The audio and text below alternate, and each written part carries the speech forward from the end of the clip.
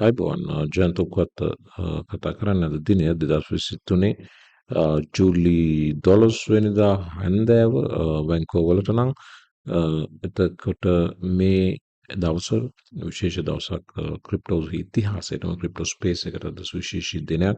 ඒ නිසා ඉතාමත් සන්තෝෂයෙන් අද වීඩියෝස් ටික මම කරන්නේ.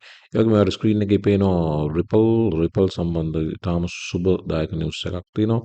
ඒ නිවුස් එකත් එක්කම රිපල් මම ඩේ ට්‍රේඩ් එකක් දුන්නා Patreon ටීම් එකට. මේ දැන් මේ යන්නේ ඒ ට්‍රේඩ් එක ඇත්තටම ට්‍රේඩ් එක ටෙක්නිකලි අවසానයි. නමුත් ඒ ට්‍රේඩ් එන්ට්‍රි එක තමයි ඔයාලට ස්ක්‍රීන් එකේ පේන්නේ. මේකේ අපි පොඩි ඩේ ට්‍රේඩ් එකක් නැත්නම් මේකට ඩේ ට්‍රේඩ් කියනකටත් වඩා මේකට කියන්නේ ස්කැල්පින් කියලා. කියන්නේ විනාඩි කිහිපයකින් ඉන් වෙනවා අවුට් වෙනවා. මේ එවැනි ට්‍රේඩ් එකක් සුපුරුදු විදියට අපි මේ රෙඩ් බ්ලොක් එක 1 කියලා ගත්තොත් එවැනි වූ එකහමාර ගුණයක ප්‍රොෆිට් එකක් එක්ස්පෙක්ට් කරලා තමයි මේ ට්‍රේඩ් එකට එන්ටර් උනේ. ඉතින් ඒ ට්‍රේඩ් එකේ තාම සාර්ථකව ප්‍රොෆිට් ටාගට් එක හිට් කරපු බව යට පේනවා. මේක Patreon ටීම් එකේ මම සහ අපේ ගෲප් එකේ අය ගත්ත මේ ට්‍රේඩ් එක. ඉතින් මේක රිපල් නිවුස් එක ඇතුළට ස්ට්‍රෙන්ත් එක තිබ්බ නිසා ප්‍රයිස් එකේ අපි මේ ට්‍රේඩ් එක එන්ටර් වුණා. ඉතින් මේවා මේ තාක්ෂණය දැනගත්තාම මේක මාකට් එකේ තියෙන ෆ්‍රී මනි අරන් සාකුඩ දාගන්නවා වගේ වැඩක්. හැබැයි මේක ගැම්බලින් නෙවෙයි මතක තියාගන්න. මේක පිටිපස්සේ තාක්ෂණයක් විද්‍යාවක් තියෙනවා. ඒක හරියටම ඉගෙන ගත්තොත් විතරයි මේක නිවැරදිව එක්සිකියුට් කරන්න පුළුවන් ට්‍රේඩ් එකක්. නැත්තම් නොදැන ඇවිල්ලා බටන් බයි සෙල් ඔබන්ට ගියොත් ඒක ගැම්බල්. මතක තියාගන්න මේක highly addictive highly මොකක්ද ඒකට කියන්නේ ඇඩික්ට් වෙනවා. ඇඩික්ට් වුණොත් ඊට පස්සේ සල්ලි ඔයාගේ අතේ තියෙන සියලු සල්ලි නැති වෙනවා. ඒ නිසා මේක එක්ස්ට්‍රීම්ලි රිස්කි. අලුත් අය මතක තියාගන්න මේ ඩේ ට්‍රේඩින් මම දන්නේ නැතුව කරන්න ගිහලා මගේ අතේ සල්ලි ගොඩක් නැති කරගත්තා. ඒ නිසා මේක මුලින් සල්ලි නොදායි ප්‍රැක්ටිස් කරන්න ඕනේ. ඒ සියලු ප්‍රොසෙස් එක අපි කතා කරනවා අපේ YouTube වීඩියෝස් වලත් Patreon වලත් කතා කරනවා. මම උපදෙස් දෙනවා.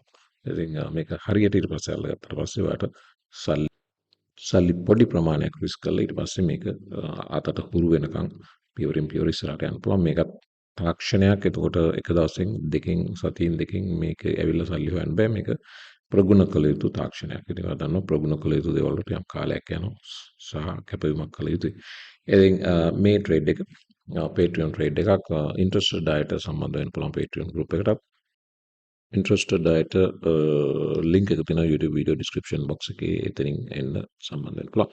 මේක තමයි රිපල් ට්‍රේඩ් එකට සම්බන්ධ නිවුස් එක. මම මේ වෙනකොටත් ඔයාලා දන්නවත් ඇති මේ නිවුස් එක අපි රිෆ්‍රෙෂ් කරලා ගත්තොත් ජජ් ටොරස් මේ නඩුවට සම්බන්ධ විනිසුරුවරයා රිපල් සම්බන්ධ තීන්දුවක් දුන්නා. රිපල් සම්බන්ධ තීන්දුවේදී ඇත්තටම විශේෂ ජයග්‍රහණ ලැබුණේ රිපල් වලට. රිපල් නඩුව දිනුම්. හැබැයි නඩුව දිනුම් කිව්වට රිපල් නඩුව කොටස් දෙකොටසකට කැඩෙනවා. දෙකොටසකට කැඩෙන්නේ රිපල් රිටේල් ට්‍රේඩිං ට්‍රාන්සැක්ෂන්ස් සහ ඉන්ස්ටිටියුෂනල් ට්‍රේඩිං ට්‍රාන්සැක්ෂන්ස් විදිහට. එතකොට මේ නඩුවේදී තීන්දුව ජජ් ටොරස් දුන්නේ සියෝ බ්‍රැඩ් ගාලින් හවුස් සහ කෝ-ෆවුන්ඩර් දෙන්නටම වාසායක වෙන විදිහට ජජ් කරා මේ එක වකවානුවේ මේ නඩුවට අදාළ වකවානුවේ මේගොල්ලන් කරපු රිටේල් ට්‍රේඩර්ස්ලාට කරපු ට්‍රාන්සැක්ෂන්ස් වගේම අපි ඔයාලා එවකට ගත්ත රිපල් ගත්තේ මේ කම්පැනි එක රිපල් ආයතනය රිපල් මැනේජ් කරන විදිහෙන් ලාභ ප්‍රයෝජන බලාගෙන නෙවෙයි නිකන් සාමාන්‍ය ක්‍රිප්ටෝ කරන්සි ගන්න විදියටමයි. නිසා මේකේ කොන්ට්‍රැක්ට් වැයලේෂන් එකක් සිදු වෙනවා. ඒක තමයි මේ නඩු වාර්තා වුනේ. ඉතින් ඒක දවසේ මාධ්‍ය සියල් වාර්තා කරනවා. නමුත් ඉන්ස්ටිටියුෂනල් පැත්ත විනිසුරුවරයා තීන්දුව කරා මේක කොම්ප්ලිකේටඩ් ඒරියා එකක් මේ ඉන්ස්ටිටියුෂනල් ට්‍රාන්සැක්ෂන්ස්. නමුත් ඒවා ගොඩක් බර කොන්ට්‍රැක්ට් පැත්තට. ඒ නිසා මේවා සිකියුරිටීස් රිපල් XRP ඉන්ස්ටිටියුෂන්ස් වලට විකුණපු ට්‍රාන්සැක්ෂන්ස් සිකියුරිටීස් බව. නමුත් වැඩිදුරටත් ඒකේ ෆයිනල් ඩිසිෂන් එක ගත යුත්තේ ජූරි එකකින් විසින් බවත් සඳහන් කරලා තිනවා. මේක ක්‍රිප්ටෝ ඉතිහාසයේ ඉතාම සුවිශේෂී නඩුවක්.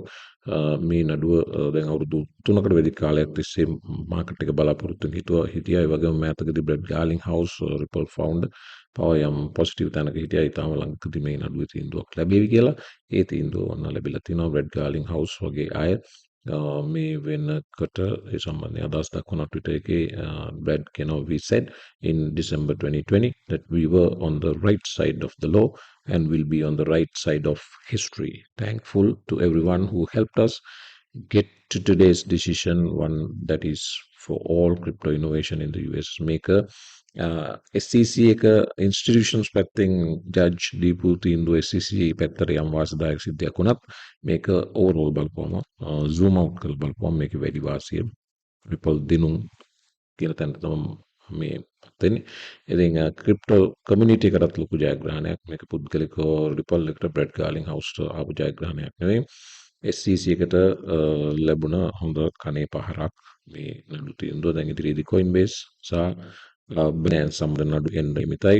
මේ ක්‍රිප්ටෝ රිලෝටලිච නඩු ඉන්දෝ ක්‍රිප්ටෝ පැත්තට නැත්නම් ඉදි නඩු වලදී chance එකක් වෙන්නත් ඉඩ තියෙනවා. එකම කාරණේ දැන් මේ හයිකෝර්ට් එකේ දීපු නඩුවක් සාමාන්‍යයෙන් වෙනත් උසාවියක නඩුවක් තවත් උසාවියක නඩුවකදී use කරන ප්‍රෙසිඩන්ට්ස් විදියට. නමුත් මේ හයිකෝර්ට් එකේ දීපු නඩුව තීන්දුව ෆෝලෝ කරන්න අනිත් උසාවි බැඳිලා නැහැ. එතකොට මේක ආශ්‍රය කරගෙන තීන්දුවක් දිය හැකි. නමුත් මේක ප්‍රෙසිඩන්ට්ස් එකක් විදියට ගන්න බැඳීමක් නැති බවත් සඳහන් වෙනවා. එතකොට ඒ කෙසේත් ක්‍රිප්ටෝ ස්පේස් එකට වෙච්ච ලස්සන අලුත් නඩුවක්. මේ නඩුව සම්බන්ධයෙන් අද සියලු මාධ්‍ය කතා කරනවා. ඒතරක් නේ ප්‍රයිස් එක ක්‍රේසි ප්‍රයිස් මූව් එක ක්‍රියා ප්‍රයිස් එක 745 තිබ්බේ. ඒ මොහොතේ මම නිදිම ස්ක්‍රීන් ඉස්සරහා ඉදිනේ. මේක මීට කලිනුත් try කරා බ්‍රේක් අවුට් එකකට 2023 මැයි 26 එක බ්‍රේක් වුණා. නමුත් ඒක සාර්ථක බ්‍රේක් යන්නේ ඊට පස්සේ මේ 756න් ෆේක් වෙලා පහළට වැටි හිටියේ. ඊළඟ දෙවෙනි අවස්ථාවේ බ්‍රේක් අවුට් එක මේ වර පැහැදිලිවම සාර්ථක වෙලා තිනවා. මෙන්න මේ බ්‍රේක් අවුට් එක සාර්ථක වුණා. මේ අද දවසේ මේ ගත වෙන පැය 24 ප්‍රයිස් එක 42 වගේ තිබ්බේ. එතන ඉඳලා 90 දක්වා 2x ගියා පැය 24ක් ඇතුළත Ripple. මේක අපි කලිනුත් කතා කරා මතක නම් වීඩියෝස් ගන්නවා Ripple වල ඉන්නවනම් නඩුව සම්බන්ධයෙන් යම් තීන්දුවක් එනකන් ඉන්න කැමති අය විතරක් Ripple ගන්න. මේක long term යන්න පුළුවන්. ඒක වගේම අවුරුදු 3ක් ඇදුනා නඩු. ඊට පස්සේ අවසානයේ අද partial decision එකක් ලැබිලා තියෙනවා. ඉදිරියේදී තවත් තොරතුරු එන්න නියමිතයි. නමුත් Ripple වලට වාසිදායකයි. කලක් හෝල් කරගෙන හිටියත් 740 ගණන් වලින් ගත්ත අයගේ ඉන්වෙස්ට්මන්ට් එක මේ වෙනකොට ඩබල් වෙලා තියෙනවා. මේ අද දවසේ කැන්ඩල් එක highest level එක reach කරා 793. ඉතින් මෙතනින් කවුරුත් විකුණන්නේ නැහැ. මම ෂුවර් එකට දන්න විදිහට මේකේ රිටේල් ට්‍රේඩර්ස්ලා ඩේ ට්‍රේඩ් කරන අය වගේ අය නම් ප්‍රොෆිට් ගන්න ඇති. නමුත් ලොන්ග් ටර්ම් හෝල් කරන අයට good news එකක්. නමුත් මෙතනින් මේ 97 විකුණන්න නෙමෙයි මේගොල්ලෝ අරන් තියෙන්නේ. පැහැදිලිවම Ripple කියන්නේ වදන්නවා globally now මේ CB central banks එක CBDC project කර වගේ වැඩ ගණනාවක් වලට සම්බන්ධ වෙලා ඉන්න network එකක්. ඒ නිසා මේකේ price එක $2 easy reach කරන්න potential එකක් තියෙනවා. ඉතින් මේ financial advice විදිහට එහෙම ගන්න එපා. මොකද license එකක් නැහැ. ඔයාලා දන්නවා. ඒ නිසා ඔයාගේ own research කරන්න මේ වගේ entries ගන්න කලින් මේවා educational contents පවණයි. මේක තමයි විනිසුරුවරයාගේ තීන්දුවේ ඒ කොටසක් බ්‍රැඩ් ගාලින් හවුස් ෂෙයා කරනවා. මේක තමයි විනිසුරුවරයාගේ තීන්දුව. XRP as a digital token is not in and of itself a contract, transaction or scheme that embodies the Howey requirements of an investment contract. එතකොට investment contract එකක් වෙන්න නම් CC එක කියන Howey test එක qualify වෙන්න ඕන කියලා. නමුත් මේ නඩුව මෙච්චර කාල මේගොල්ලෝ try කරේ Howey test එක qualify වෙනවා කියලා. නමුත් බ්‍රැඩ් ගාලින් හවුස් through XRP team එක ෆයිට් කරා Howey test එක qualify වෙන්නේ නැහැ කියන්නේ. ඒක විනිසුරුවරයා පිළිගත්තා. ඔව් XRP Howey test එක qualify වෙන්නේ නැහැ. ඒ නිසා security එක නොවනවා. Really good inflation numbers ආවා. ඊට පස්සේ inflation numbers උඩට what PPI numbers බලන්න බැරුණා. inflation numbers උඩට XRP news එක ආවා. crypto celebrate කරන දවසක් අද crypto celebration එක පොපේනවාට බබල්ස් කරපුවම XRP යන නිසා XLM යනවා. මේ දෙකම ඇත්තටම අයියමල්ලි වගේ ඉන්නේ මේ financial sector එකේ decentralized නැත්නම් crypto cross border payment protocols විදියට almost similar services provide කරන ආයතන දෙකක් network දෙකක් Ripple සහ XLM. XLM ගැන හාහෝවක්වත් නැතුව හිටිය පහුගිය කාලෙ මුත් ඒකට කියන්නේ simple play එක.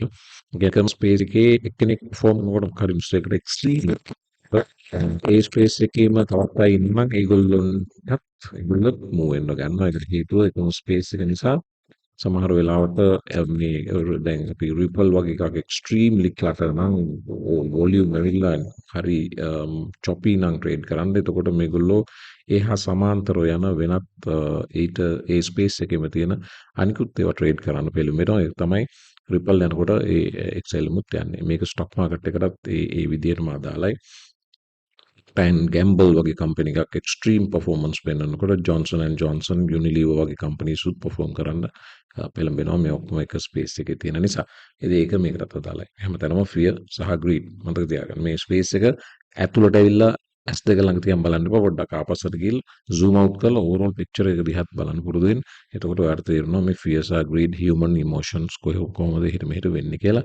ඒක අනුව තමයි ඩේ ට්‍රේඩ් එකක් ගත්තත් සක්සස්ෆුලි ගන්න පුළුවන්. ඒ හියුමන් ඉමෝෂන්ස් ගැන පොඩි පික්චර් එකක් තියෙනකොට අපිට පේනවා ගඟ ගලන්නේ කොහෙටද කියලා. ඒතකොට එක තැනකින් එන්ටර් වුණාම ගඟ යන පැත්ත පීනගෙන ගිහලා ළඟම තැනකින් ඒගොඩ වෙනවා ප්‍රොෆිට් ටිකක් සාක්කුවේ දාගෙන Patreon එකේ අපි කරන්නේත් ඒකම තමයි. වෙන්න අනිත් වීඩියෝ එකට ඉතුරු තොරතුරු බලමු.